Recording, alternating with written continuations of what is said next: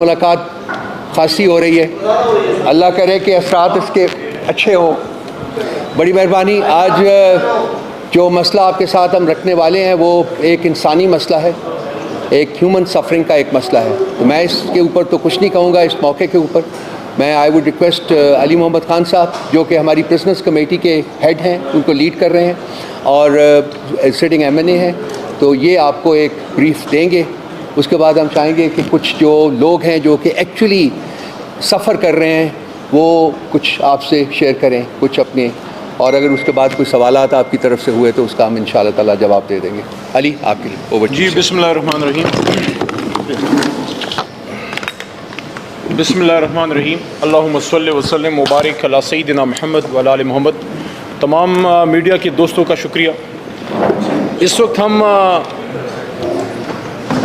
उन ख़ानदानों के साथ यहाँ पे बैठे हैं जिनके रिश्तेदारों को 9 मई के हवाले से मुख्तलिफ़ केसेस में मिलिट्री ट्रायल्स में सऊबतों का सामना है। तकरीबन 1 साल होने को है कि किसी का बेटा, किसी का भाई, किसी के वालिद, किसी के शौहर, जो उनके घरों के नान नफ़क़ा कमाने वाले लोग थे, वो इस वक्त ज़ेर हिरासत हैं। सबसे पहले तो हम बतौर जमात तहरीक इंसाफ और मैं बतौर वकील भी और तमाम वकला की कम्युनिटीज़ जितने भी हैं, उनका ताल्लुक़ जिस भी सियासी जमात से हो, इस बात पे एक इत्तेफाक पाया जाता है पूरे पाकिस्तान में कि सिविलियंस का मिलिट्री ट्रायल नहीं होना चाहिए। सिविलियंस को सिविल कोर्ट्स में, जो आम अदालतें हैं, वहाँ पे ट्रायल किया जाना चाहिए ताकि वहाँ पे उनको पूरा मौका मिले अपनी बेगुनाही साबित करने का, या हुकूमत फिर उनके ख़िलाफ़ जो भी सबूत लाना चाहती है। लेकिन अगर मिलिट्री कोर्ट्स में वो ट्रायल होता है तो फितरी तौर पे आपके पास इंसाफ लेने के वो तमाम ज़राए मफ़कूद हो जाते हैं जो आम अदालतों में आपको हासिल होते हैं।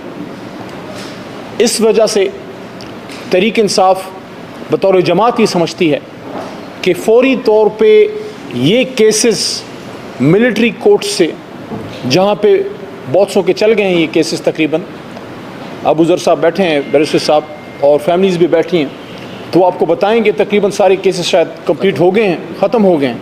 लेकिन होना ये चाहिए था कि ये सिविल कोर्ट्स में, आम अदालतों में होते।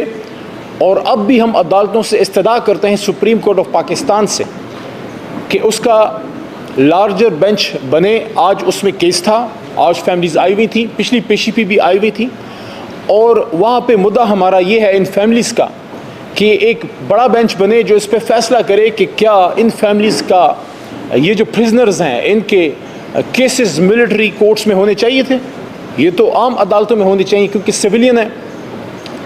दहशत गर्दों से, दहशत गर्दी से ना हमारी कोई हमदर्दी है, हमारा कोई ताल्लुक़ है, ना किसी पाकिस्तानी की कोई हमदर्दी है।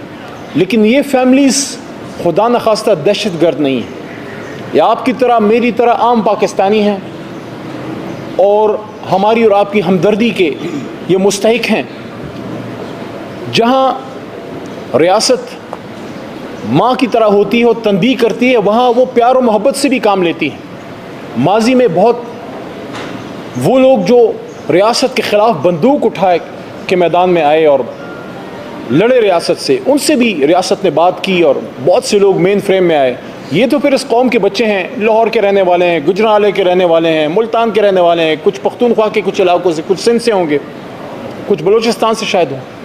वो लोग जो पाकिस्तान से मोहब्बत करते हैं, उनकी बहनें, उनकी माएँ यहाँ बैठी हैं।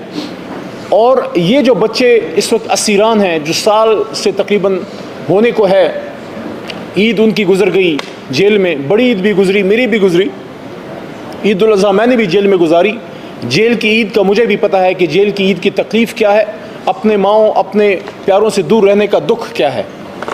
तो ये मुहब्बत वतन पाकिस्तानी, इनको मौका दीजिए कि ये अपनी बेगुनाही आईन के मुताबिक अदालतों में साबित कर सकें, और ये इस मुल्क में आके मोहब्बत से, प्यार से रहने का इनको मौका दें, इनको दीवार से ना लगाएं।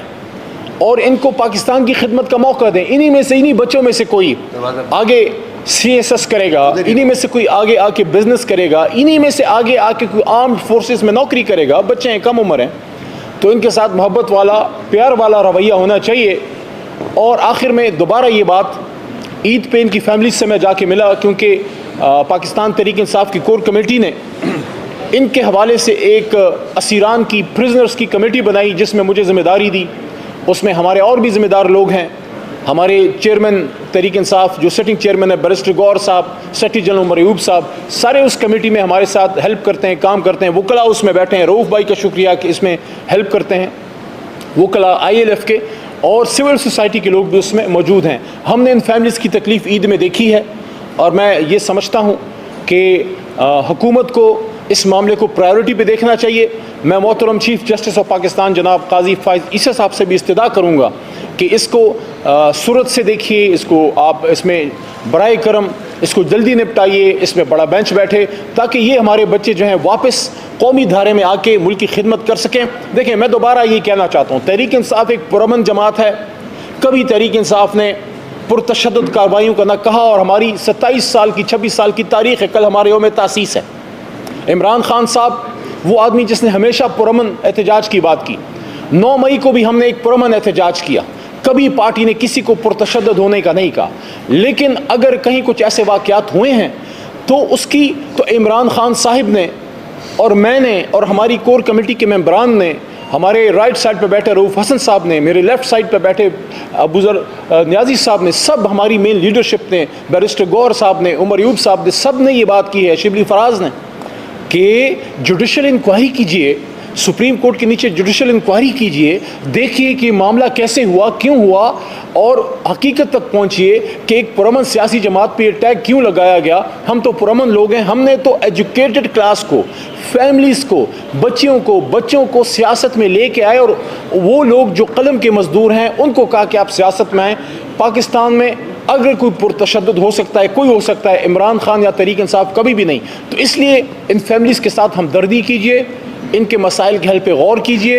ये पाकिस्तानी हैं और ये आपकी और मेरी तवज्जो के मुस्तहिक हैं और उसके इंतज़ार में हैं। दोबारा चीफ जस्टिस ऑफ पाकिस्तान से दरख्वास्त है बसत एहतराम कि ये जो आज केस हियरिंग हुई है, हम आपका एहतराम करते हैं, लेकिन तवक्को भी आप ही से करते हैं, क्योंकि बाकी इदारों से अब शायद तवक्को मफकूद होती जा रही है। सिर्फ सुप्रीम कोर्ट ही वो एक इदारा रह गया है, इसलिए हम आपके साथ मजबूत खड़े हुए।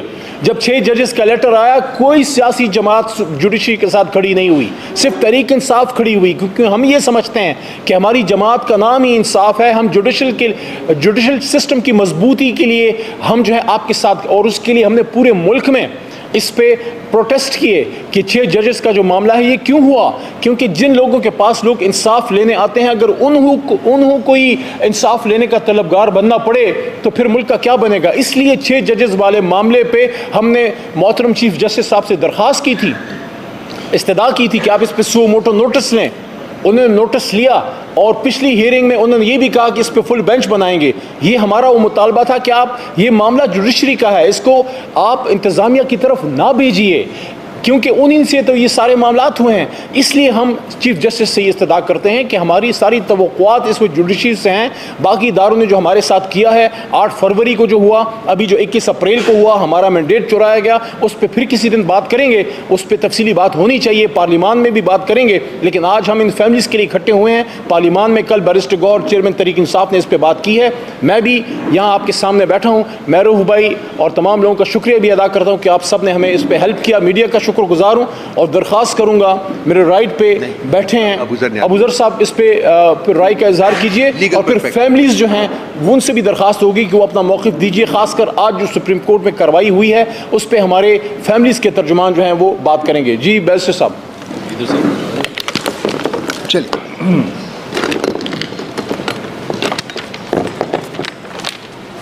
देखिए, सबसे पहली बात यह है कि पाकिस्तान तहरीक इंसाफ का बिल्कुल कैटेगोरिकल मौक़िफ़ ये है कि जो मिलिट्री कोर्ट है वो अनकॉन्स्टिट्यूशनल है। अब हम क्यों कहते हैं ये अनकॉन्स्टिट्यूशनल है?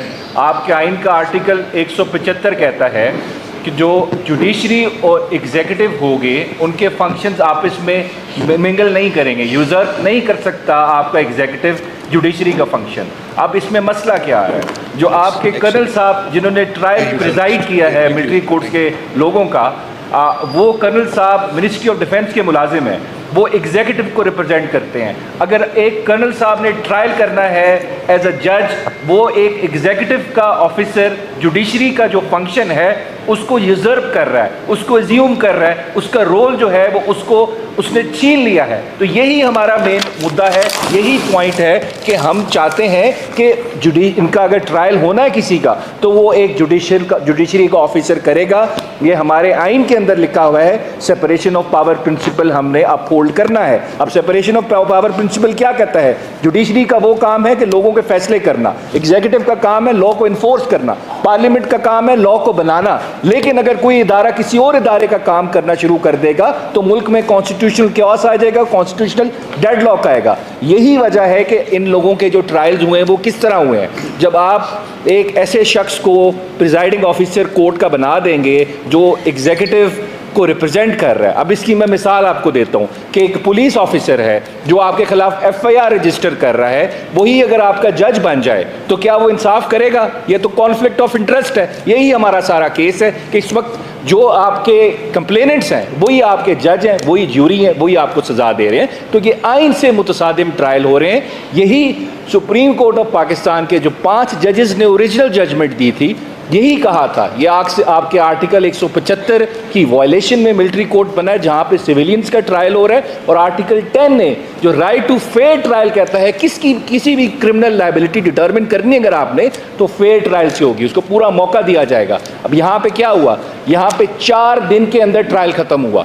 यहाँ पे हमारे कप्तान इमरान खान साहब का ट्रायल हुआ, जेल में सीक्रेट ट्रायल हुआ, शैम ट्रायल हुआ, लेकिन उसको भी 4-4 महीने लग गए 12-12 घंटे की हियरिंग करने के लिए। वो भी हम ट्रायल नहीं मानते क्योंकि वो शैम ट्रायल था। लेकिन यहाँ पे तो 4 दिन के अंदर ट्रायल इन्होंने ख़त्म किया। तो उसकी कितनी कॉन्स्टिट्यूशनल या उसकी लीगैलिटी कितने हद तक ठीक होगी? आप किस तरह कह सकते हैं कि ये इनका ट्रायल जो हुआ ये फेयर ट्रायल हुआ है? ये हमारा मेन पॉइंट है। दूसरी बात, इसमें देखें, आपको याद होगा 21वीं और 22वीं तरमीम आई थी आपके आइन के अंदर। वो क्यों आई थी? वो सिर्फ इस वजह से आई थी कि आपने तहरीक तालिबान पाकिस्तान के लोग और बाकी टेररिस्ट ऑर्गेनाइजेशन के लोगों को अगर ट्राई करना है मिलिट्री कोर्ट्स में तो आपको अपने आइन के अंदर तरमीम करनी पड़ेगी, और वो तरमीम ख़त्म हो चुकी है क्योंकि उसके अंदर सनसेट क्लॉज था। तो अब मतलब कि आप एक पॉलिटिकल पार्टी के 20-20, 22-22 साल, किसी केसेस में तो 17 साल के लोग भी हैं, वो अभी कस्टडी में 18 साल के हुए हैं, आप उनका ट्रायल कर रहे हैं सिंपल कानून के तहत। लेकिन अगर आपने तालिबानों का ट्रायल करना था, तहरीक तालिबान पाकिस्तान का, तो उनके लिए आपको आइन में तरमीम करनी पड़ी। दैट मीन्स जो आप अभी ट्रायल कर रहे हैं ये आपका गैर आइनी है, गैर कानूनी ट्रायल है। इसमें सबसे बड़ा देखें, 5 जजेस ने तो जजमेंट दे दी, और ये मैं अभी कह रहा हूँ, देखें जो जज करता है आपको, आपकी परफॉर्मेंस को, किसी भी बड़े ओहदे पे बैठे हुए शख्स को वो तारीख करती है, मौरख करती है। अभी हम जो मर्जी बोलते हैं, लेकिन 10 साल बाद, 15 साल बाद, 20 साल बाद अगर किसी को जज किया जाएगा, हमारे जो बड़े ओहदों पे लोग बैठे हुए हैं वो तारीख करेगी, और तारीख हमेशा न्यूट्रल होती है, कभी वो बायस नहीं होती। इस वक्त कोई शख्स नहीं कहता कि ज़ियाउल हक साहब बहुत बड़े लीडर थे, क्योंकि वो गासिब थे, उन्होंने मुल्क के ऊपर मार्शल लॉ इम्पोज किया था, लेकिन उनके ज़माने में कोई शख्स बोल नहीं सकता था। अब यहीं पे आपके हमारे बाजवा साहब हैं, वो कस्में खा रहे हैं लेकिन उनको बात यकीन करने को तैयार नहीं है। लेकिन एक टाइम पे यही माटी बाजवा साहब थे, जो वो कहते थे उनकी बात मानी जाती थी। तो इस वजह से हमारे चीफ जस्टिस साहब की सबसे बड़ी रिस्पॉन्सिबिलिटी बनती है। उन्होंने खुद कहा था 21वीं आईनी तरमीम के केस में कि मिलिट्री कोर्ट्स अनकॉन्स्टिट्यूशनल, जब तालिबान को ट्राई किया जा रहा था। अब वही चीफ जस्टिस साहब इस बेंच में नहीं बैठे, आपको बैठना पड़ेगा इस बेंच पे। आपकी लेगेसी ऑलरेडी क्वेश्चनेबल हो चुकी है। क्यों? आपने रिटर्निंग ऑफिसर्स के केस का फैसला किया और उमैर नियाजी को कंटेम्प्ट इशू कर दी कि उसने क्यों कहा कि जुडिशरी से रिटर्निंग ऑफिसर लें। फिर आपने एक पॉलिटिकल पार्टी से उनका सिंबल छीन लिया इलेक्शन से थोड़े दिन पहले। आपसे ये भी क्वेश्चन होगा, अगर आप चाहते हैं कि आपकी लेगेसी थोड़ी सेलिब्रेट हो जाए क्योंकि आपकी रिटायरमेंट आने वाली है, तो आपको इस केस में बैठना पड़ेगा, क्योंकि आप ऑलरेडी कह चुके हैं मिलिट्री कोर्ट्स अनकॉन्स्टिट्यूशनल है। तालिबान के केस में जब उनका ट्रायल होना था, तो क्या पाकिस्तान तहरीक इंसाफ के जो लोग हैं 20-20 साल के बच्चे, उनके ट्रायल में आप क्यों नहीं बैठ रहे? आपको बैठना पड़ेगा, आपको लार्जर बेंच बनाना पड़ेगा, क्योंकि ये इस मुल्क की जमहूरियत का क्वेश्चन है। ये लोग दहशतगर्द नहीं है, ये TTP के मेंबर्स नहीं है, ये एक आम पॉलिटिकल पार्टी के आम से वर्कर्स हैं। जिनके घरों की, अगर ये फैमिलीज अभी आपको बताएंगी उनकी जो स्टोरीज है, किसी के घर में डेथ हो चुकी है, किसी के घर के अंदर किसी को ब्रेन हैमरेज हो चुका है, क्यों? क्योंकि अपने बच्चों की तकलीफ बर्दाश्त नहीं कर सकेगी। लेकिन हमारी जुडिशरी ने क्या किया, इन बच्चों को मिलिट्री कोर्ट्स के हवाले कर दिया, स्टे करके ओरिजिनल जजमेंट दे के। अब 5 जजेस, आयशा ए मलिक साहिबा, इजाजुल हसन साहिब, ज़ाहिर नकवी साहब, उसके अलावा जाया अफरीदी साहब, ये जो 5 जजेस थे, मैं आपको लिख के दे रहा हूँ, इसी जजमेंट की वजह से इनका नाम हिस्ट्री में, तारीख के सुनहरे हरूफ में लिखा जाएगा। लेकिन अगर किसी जज ने ये क्या फैसला किया कि ये मिलिट्री कोर्ट्स में इन सिविलियंस बच्चों का ट्रायल होगा, जो एक पॉलिटिकल पार्टी के लोग हैं, आम से लोग हैं, तो वो लोग, तारीख उनको कभी माफ़ नहीं करेगी। हम तो खैर इख्तलाफ कर सकते हैं, लड़ तो नहीं सकते, सड़कों पे जाके डंडे नहीं उठा सकते, जजेस से लड़ नहीं सकते कि आपने गलत किया, लेकिन तारीख आपको माफ़ नहीं करेगी। इस वजह से इस पर सोचें। अगर अच्छे अल्फाज में याद आपको जाते हैं, आपको लोग याद रखें, तो आपको इन मिलिट्री कोर्ट्स का अनकॉन्स्टिट्यूशनल डिक्लेयर करना पड़ेगा। Thank you. अच्छा जी, ये अभी सिद्रा मुर्तज़ा साहिबा, ये